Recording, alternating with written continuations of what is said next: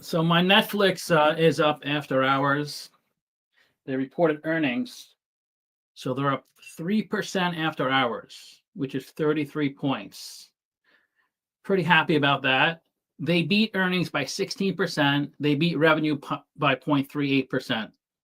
Lots of times companies purposely pick an earnings and revenue target that they can beat, because that's like the ultimate thing you don't want to do is not hit your target, because it actually doesn't matter if you are profitable or not profitable, or depending on how profitable you are, just pick a number that you could slightly beat. You don't want to crush it, because then next quarter you're gonna have to crush it again. You just want to pick a number you could slightly beat, and that's the name of the game. Let's see what they say.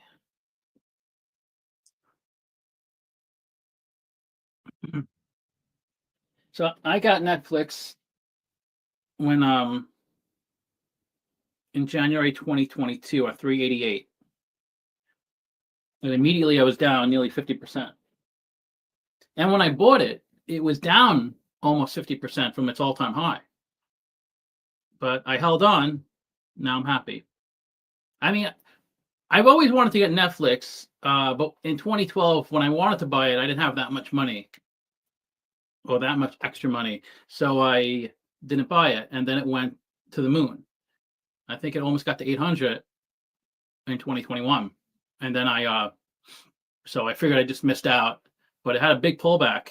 Like I said, down nearly 50% from the peak. So I sold something and I bought a lot of Netflix, and then it went down a lot. I didn't buy more because, I don't have infinite money.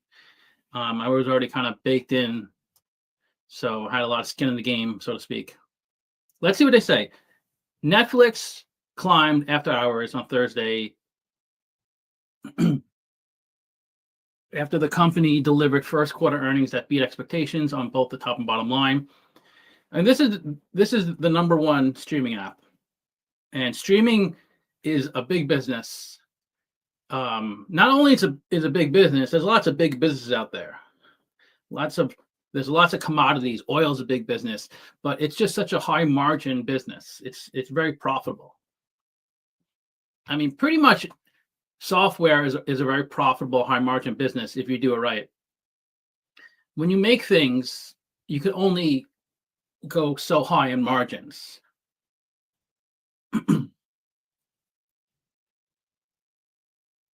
And I'm sure you know this, but let me just pull up my trusty spreadsheet. So if you have revenue of $100, right?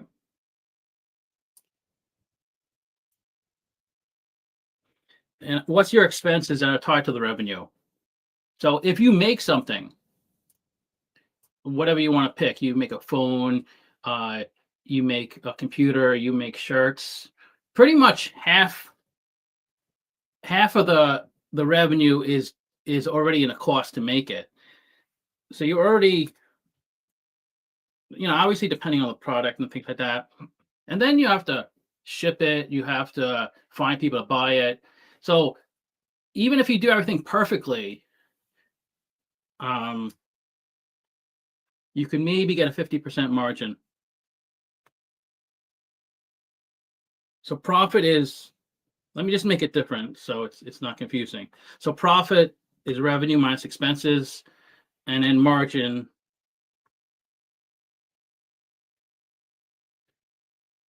I'm sure you know, but I'll just margin is profit. It's what percent of your revenue you convert to profit. So in this particular example, say just a regular manufacturer. Obviously, there's different price points, things like that, but I'm just kind of generalizing. So a manufacturing company, even if they do things perfectly, they can max out at a 40% margin, right? I remember in grad school, we were looking at the most profitable businesses, and it was a jewelry designer, because they can take like $50 of materials, and if they're really good, really crafty, good at artistry, they can sell that for like $12,000. So I mean, their margins were north of 95%. Maybe 50 is a little low. I'm assuming they're doing designer. Like, you can't mass produce, but say I'll just go $400.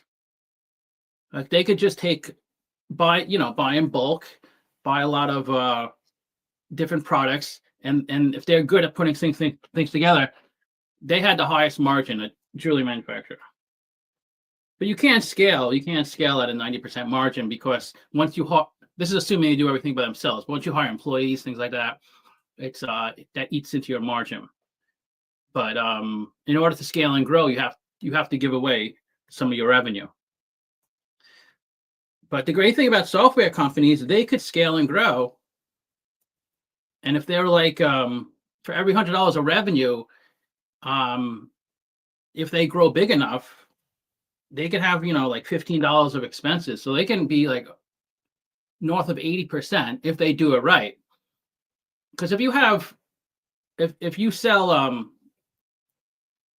like even something like QuickBooks, say someone buys your software because they want to do accounting, right? So if one person buys your software, you need at least one employee to answer that customer's questions if they need help setting up their QuickBooks, things like that. But every time you add a customer, you don't have to add an employee, because that one employee can handle many customers, right? And then as you scale and get bigger, your margins grow. But let's that's why when I look at a business, the first thing I do is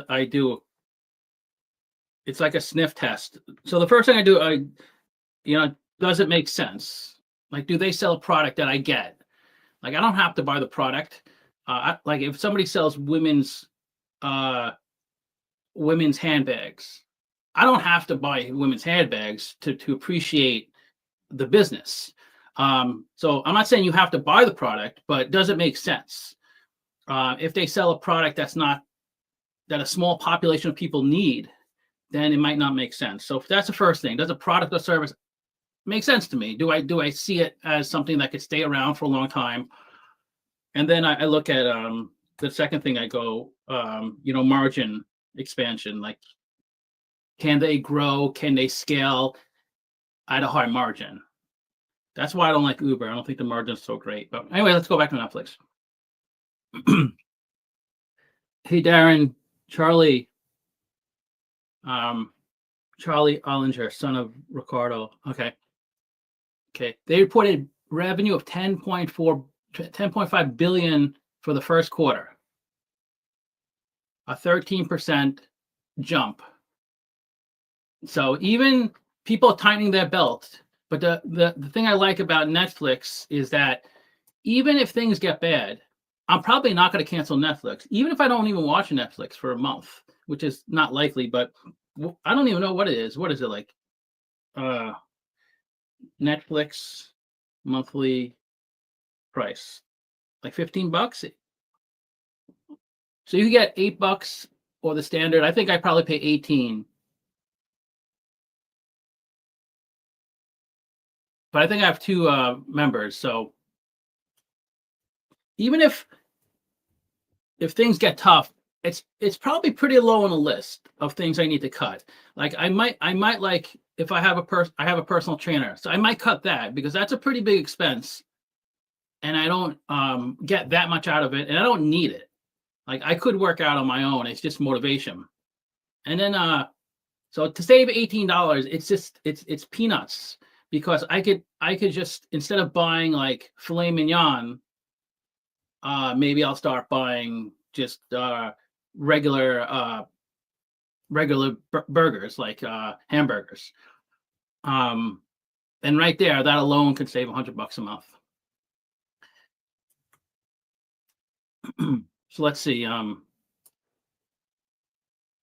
So 10.5 billion, 13% jump. It's when you're at these levels, when you're at that 10 billion level, or when you have billions of revenue, it's not easy to grow double digits. If you have $1 million of revenue, you can literally double and you're still a small company. But so that's good. Anytime a mature company is in the double digit range, I think that's good. Even in the high single digit range. If they were a younger company, you expect more significant growth, like 20%. And they gave good guidance too. Those are the two ways a stock can move. It's earnings, earnings meaning revenue and earnings, quarterly earnings reported, and guidance. That's what moves the stock. So a company can have great earnings results, beat revenue, beat top and bottom line, and stock still goes down because their guidance is weak, or vice versa. See right there, if you have wireless provider, they'll pay for your Netflix. EPS 661, which beat analysts by nearly $1. The company had expected earnings of 558 in the first quarter. Expected earnings of 558 in the first quarter after reporting. So they raised their guidance from 528 to 558. They guided to revenue for the quarter a little bit. So they're saying second quarter 11 billion. So they raised their second quarter guidance from 10.88 to 11 billion. And full year, they raised as well from 43.5 to 44.5. And margins a solid 29%. Because if you look at like a lot of companies, especially manufacturing companies, to get operating margins at these levels, it's really hard to do. Because all the revenue in the world, if you're not converting a lot of it, even if you have 100 billion of revenue, if you can only convert 10% to operating profit, it's 10 billion. But if you're at 39%, it's a big difference. Same exact revenue, but they're converting 39%. And certain industries, you just can't. You can't get a 29% margin. Like if you're a supermarket, you can't even get a 5% margin, unless like you're Whole Foods, maybe you sell specialized. But a normal run-of-the-mill supermarket, they're like between 0 and 3%. The results come in as the company sits in one of the best positions for big tech companies. So in terms of tariffs, they're the least affected, which I think gives people peace of mind when investing in Netflix. So they're up actually for the year, 9%. And the other companies, the other massive conglomerates companies, Apple, Amazon, Google, they're all down. Some of them 17% or more. And the S&P, of course, is down 10%. So we're off to a good start in 2025. Netflix management said in earnings. These are their quarterly Q1 2025 estimate, 3 billion. So their biggest profit ever for a quarter, over 3 billion. I mean, it crushes all the previous quarters. It's really amazing how much, because even it's 3.35 billion. Even if you took 2019, which was supposedly a good year, right? If you summed up all 4 quarters, that's 500 million, 0.7, 1 billion and a half. So that's 2.7 billion for the year for 2019. And they beat that in just the first quarter. 2020, they probably 1.3, 1.3, so that's 2.6, 3.6. So 4 billion for 2020. So they didn't beat 2020. But 3.35 billion, that's double the fourth quarter of 2023. Let's see if we compare it to the first quarter of 2024. So it's 2.6 in the first quarter of 2024. So it went from 2.6 to 3.6, or 3.3. So Thursday also marked Netflix's first report without subscriber numbers. So they're not giving subscriber numbers, as the company focuses on driving greater engagement and top-line growth. So they want people to stay on the platform longer, as opposed to adding new people.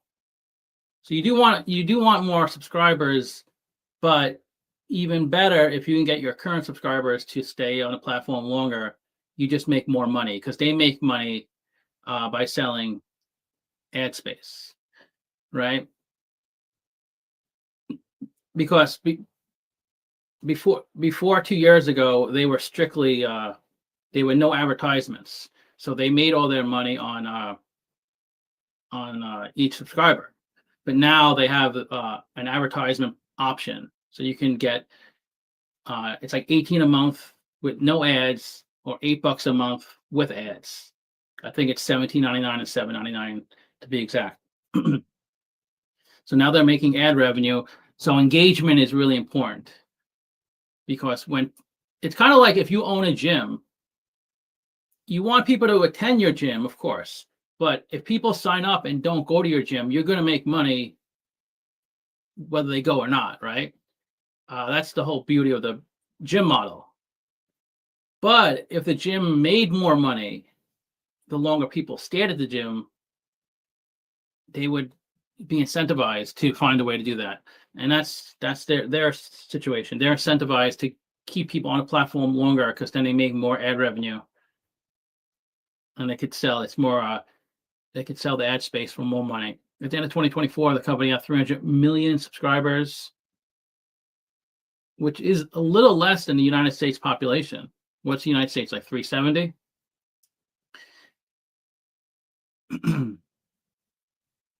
The company added 41 million subscribers last year. It's targeting lofty financial goals, which include doubling its revenue by 2030. That's big. So we're in 2025. They're looking to double their revenue. I didn't even see their revenue. Easy to charge credit cards, harder to cancel them. So what's their revenue?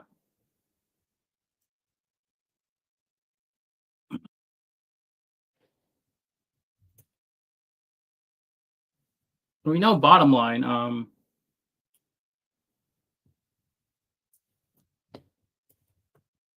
Netflix revenue.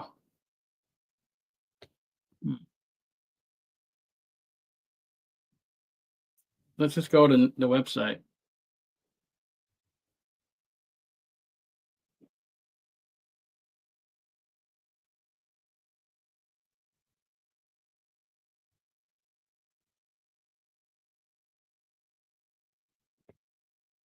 Let's look at their financial statements.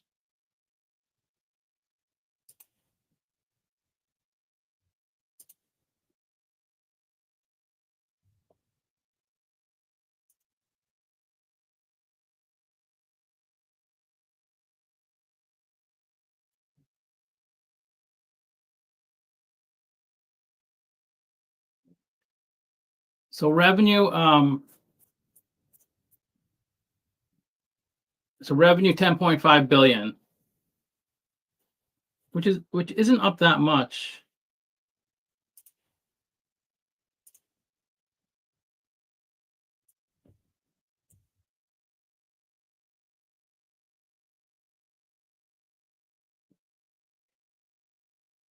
Let's compare it to the first quarter 2024.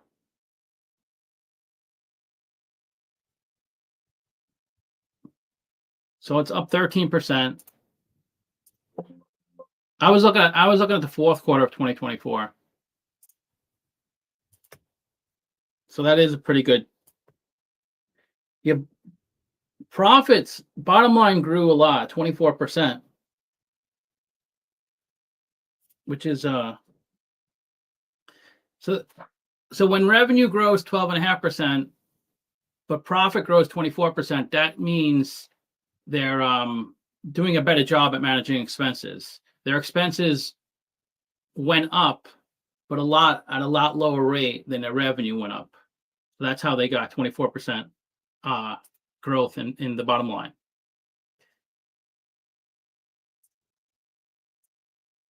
So 2.9 billion, and we're comparing it to the first quarter of 2024, first quarter of 25 to 24.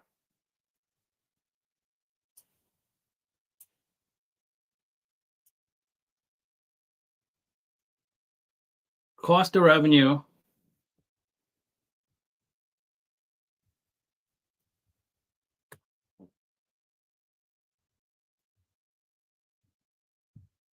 So revenue went up 12.5%. Cost of revenue went up 5.7%. That's why margins went up so much. The only thing that went up more than revenue was technology and development. That went up 17%.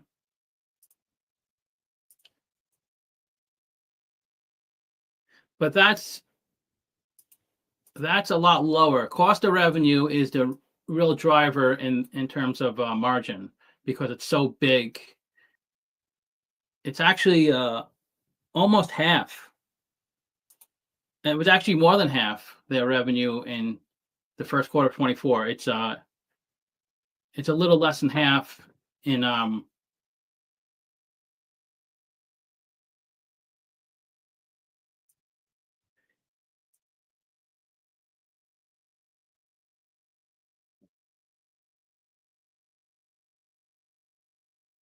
so in the first quarter of 24, cost of revenue was 53% of their revenue. In the first quarter of 25, it's 50%. So yeah, so technology and development went up the most as a percentage, but that didn't matter because cost of revenue only went up 6%. Interest expense, not much interest expense. That's the interest they pay on the debt. Interest income, it was a lot higher last year. I guess rates were higher last year, but it's a small number. It's really insignificant. So pre-tax income went up 23%. Net income went up 24%.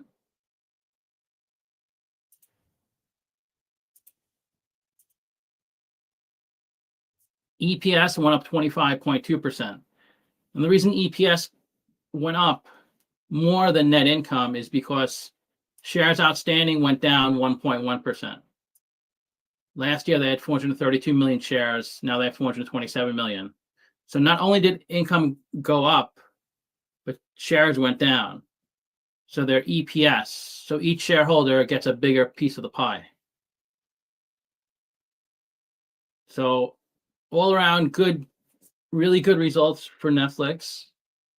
And this is what you want to see, whether you're a Netflix shareholder or not. You want to see positive things, because with all the fear with tariffs, the way you can kind of quell those fears is seeing good results.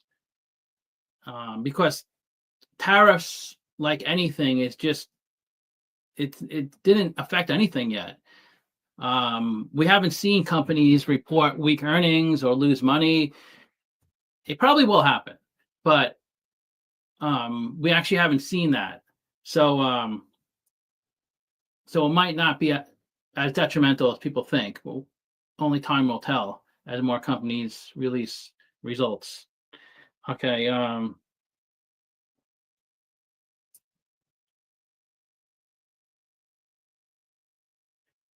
A couple other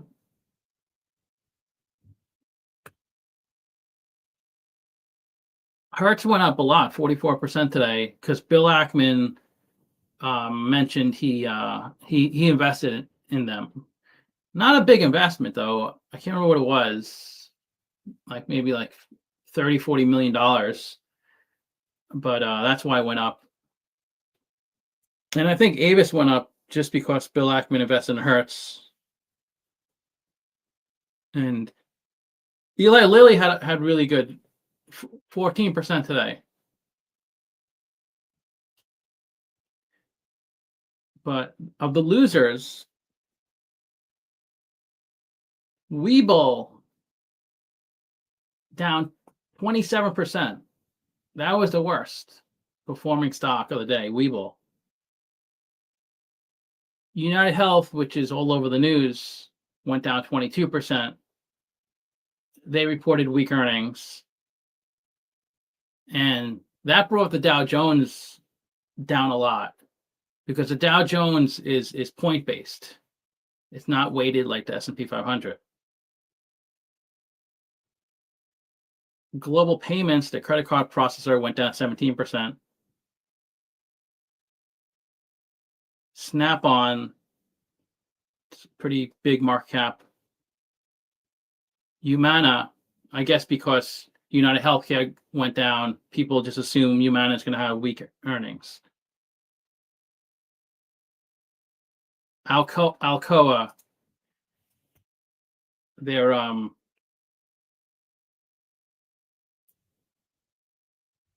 think the biggest producer of aluminum in the world. Is that right?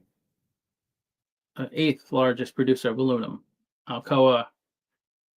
It's a big mining company. Yum China went down 6%, but Yum in the US actually went up, which was surprising.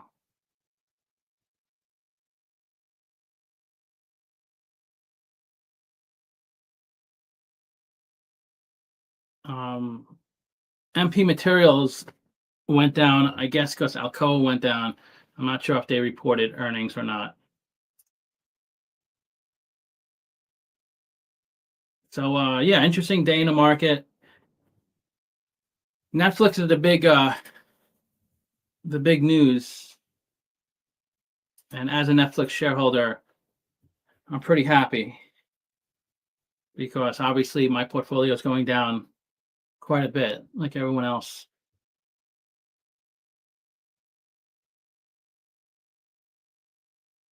Okay, this chart's a lot easier to read. So you can see revenue, the last 5 quarters, it goes up every quarter, and they're projecting 11 billion for next quarter. Operating income, but what they did better than revenue growth was earnings growth. They grew earnings a lot more than revenue, so that's why. Let's see, operating cash flow, 2.8 billion. So that's the highest. It's nearly double last quarter. Last quarter was 1.5. And free cash flow, 2.7 billion. That's double last quarter. So they're really profitable. They're really doing a good job at growing their earnings. And their shares outstanding are going down each quarter. So they're following the right kind of roadmap to success. And they tried to sell themselves to Blockbuster in like 98 or 99. They asked Blockbuster, do you want to buy us? And Blockbuster said no. But okay, well, thanks for joining. I gotta head out a little bit. Maybe we'll talk about someone else tomorrow or the next day. Talk to you later.